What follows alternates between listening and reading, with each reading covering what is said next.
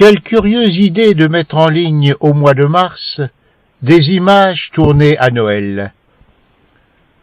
Une coupable distraction par laquelle cette précieuse séquence était restée tapie dans les profondeurs d'un ordinateur. Non, ce ne sont pas les libations qui ont suivi la fin de l'année qu'il faut tenir pour responsables de cet oubli. On ne saurait dire pourquoi ne fut pas au rendez-vous l'impatience qui conduit d'ordinaire à faire partager un agréable spectacle sur d'autres écrans.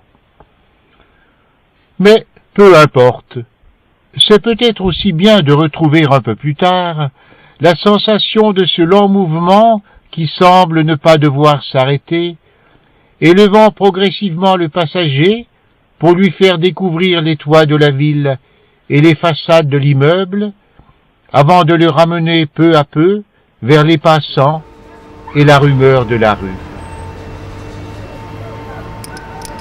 Chaque année, à la même époque, la grande roue s'érige sur la place de l'hôtel de ville, et chaque année, on retrouve le plaisir de ce balancement mêlé, il faut l'avouer, d'une légère appréhension quand le regard s'abaisse depuis cette altitude inusitée.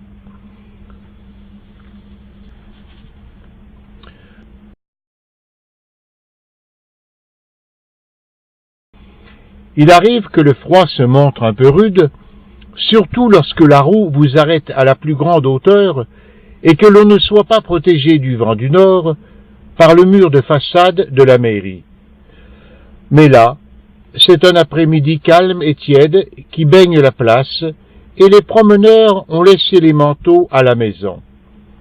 Le mois de février qui suivit montra, par sa rigueur inaccoutumée, que les jours se suivent et ne se ressemblent pas. Sur la place, les chalets de Noël ont leur aspect habituel, avec leur profusion de lumière et de rêves. Tous ces objets mécaniques, peluches et santons, ont sans doute vu le jour fort loin d'ici, avant de se retrouver à l'étalage, et sans que l'on puisse reprocher à chacun de ces petits sujets d'avoir pesé ainsi sur le déficit à l'autre bout du continent. Quant au pays qui les a fabriqués, Noël n'appartient pas vraiment à sa tradition.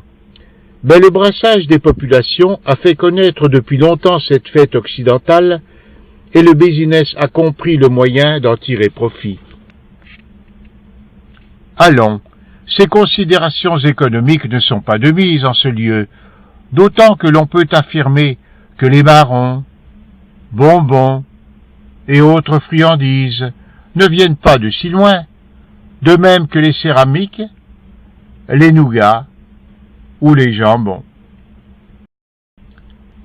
L'atelier des lutins du Père Noël a bien son toit couvert de blanc, mais à y regarder de plus près, il a fallu tricher un peu, car cette année encore, c'est un hiver sans neige qui s'est installé, même si, de temps à autre, quelque épisode vient apporter de maigres flocons, juste bon à semer le désordre sur les routes avant d'être submergé par des torrents de sel.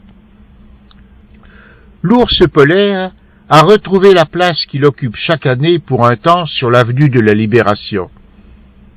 Il doit lui tarder de retrouver sa banquise, qu'il appréciera d'autant plus qu'il en connaît l'inexorable menace. Tiens, à quelques pas, le carrosse et son imposant attelage de rennes a cédé la place à une jolie fontaine lumineuse, à côté d'une autre, en fonte celle-là.